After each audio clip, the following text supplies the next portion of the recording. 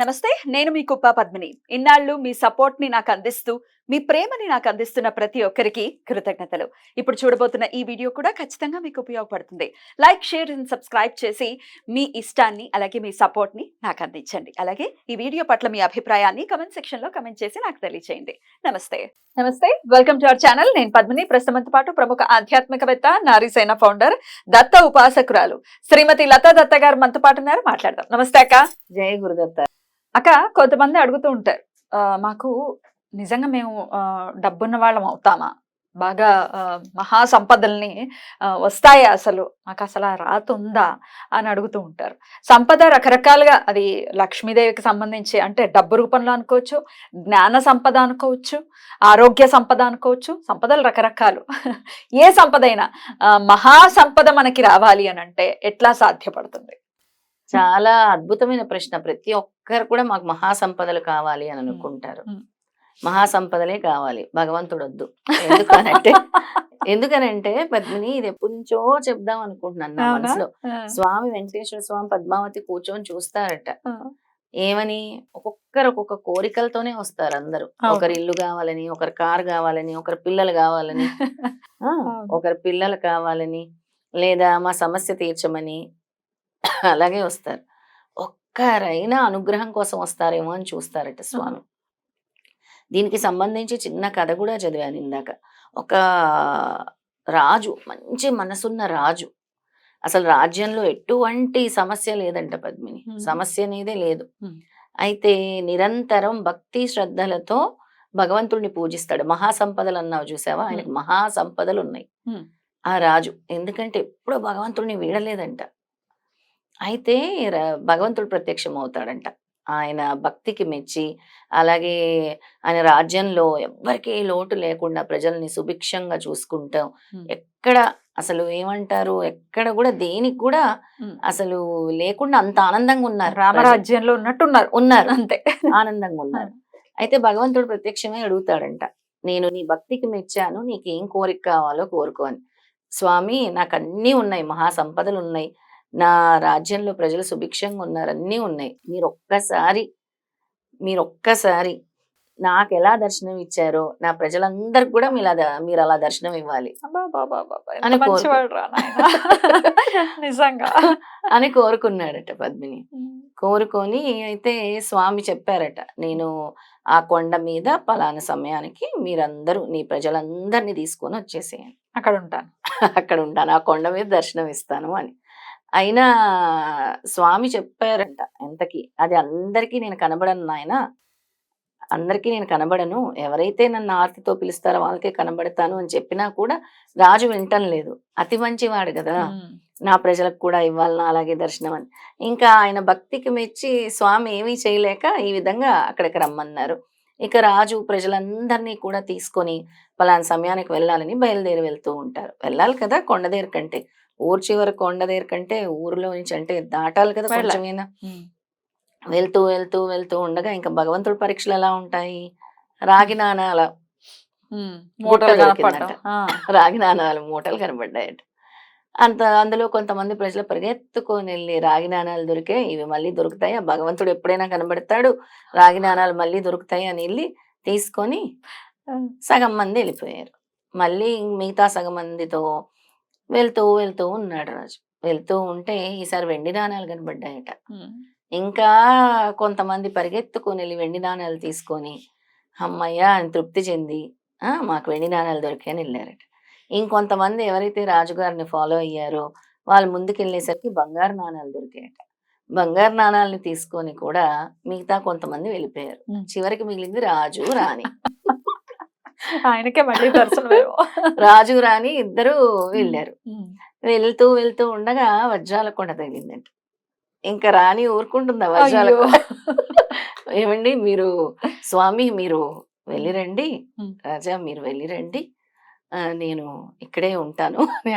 చాలా చింతించాడట రాజు.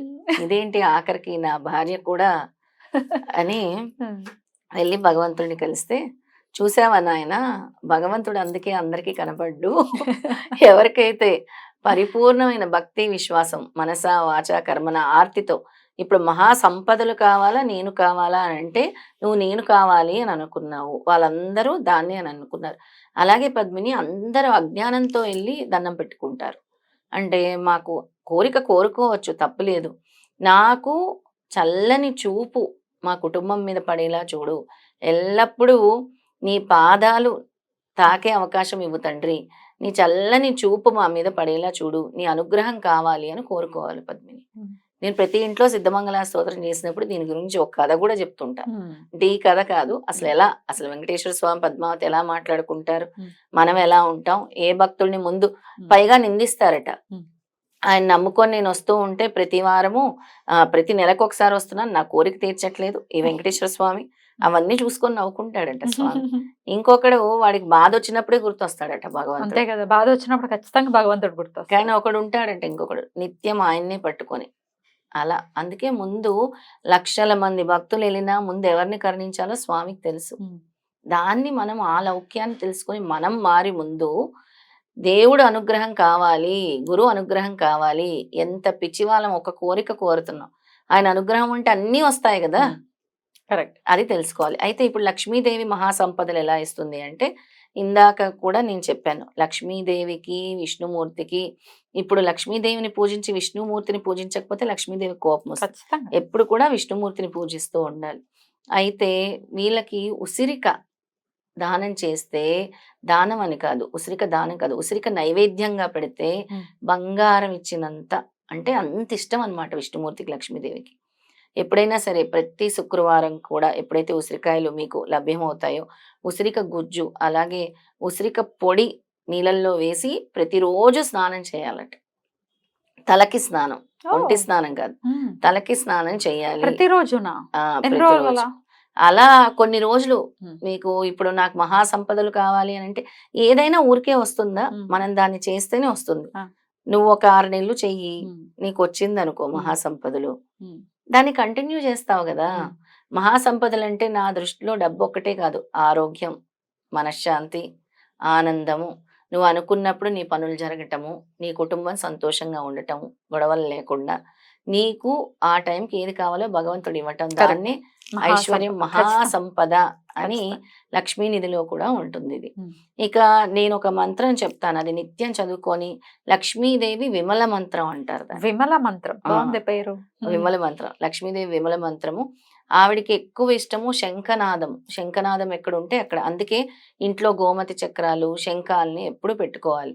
ఏమీ లేకపోతే లక్ష్మీ గవ్వలు, 8 లక్ష్మీ గవ్వలు పసుపు రంగులో ఉంటాయి, తెచ్చి పెట్టుకోండి, పూజించుకోండి. అలాగే ఈ మంత్రం చదువుతూ ఉండండి నిత్యం.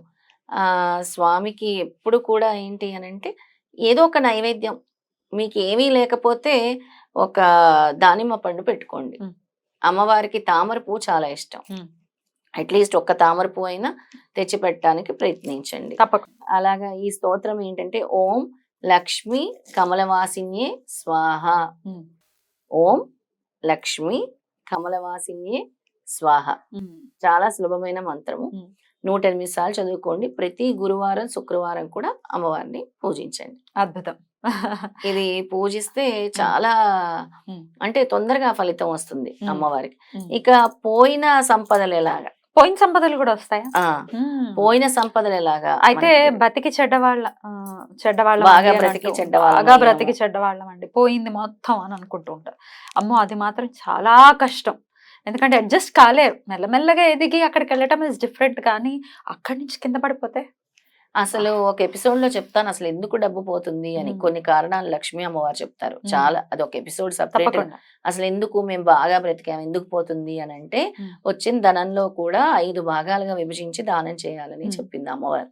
దానం చేయని చోట, ఏ ఇంట్లో అయితే దాన ధర్మాలు ఉండవో ఆ ఇంట్లో నేను ఉండనని చెప్పింది. ఏ ఇంట్లో అయితే గొడవలు ఉంటాయో అమ్మవారు ఉండనని చెప్పింది. ఏ ఇంట్లో అయితే ఈర్ష్యా ద్వేషాలు ఉంటాయో అక్కడ ఉండనని చెప్పింది అమ్మవారు. శుచి శుభ్రం ఎక్కడ ఉండదో అక్కడ నేను ఉండనని చెప్పింది. ఏ ఇంటి గుమ్మం వైపు ముగ్గు ఉండదో అక్కడ నేను ఉండనని చెప్పింది. ప్రతి గుమ్మానికి వచ్చి అమ్మవారు చూస్తుంది, అక్కడ రావాలా వద్దా లోపలికని. అలా ఇవన్నీ కూడా ఉంటాయి.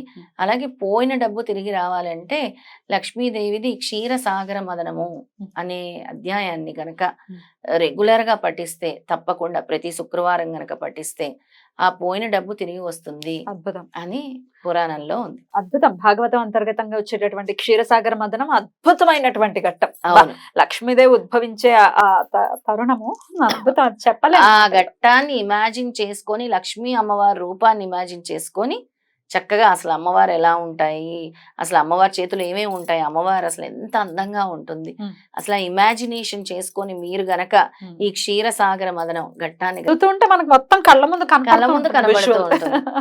చాలా బ్యూటిఫుల్ గా ఉంటుంది. ఖచ్చితంగా అద్భుతం. చాలా బ్యూటిఫుల్ గా ఎక్స్ప్లెయిన్ చేశారు. Thank you so much. నమస్తే. నమస్తే.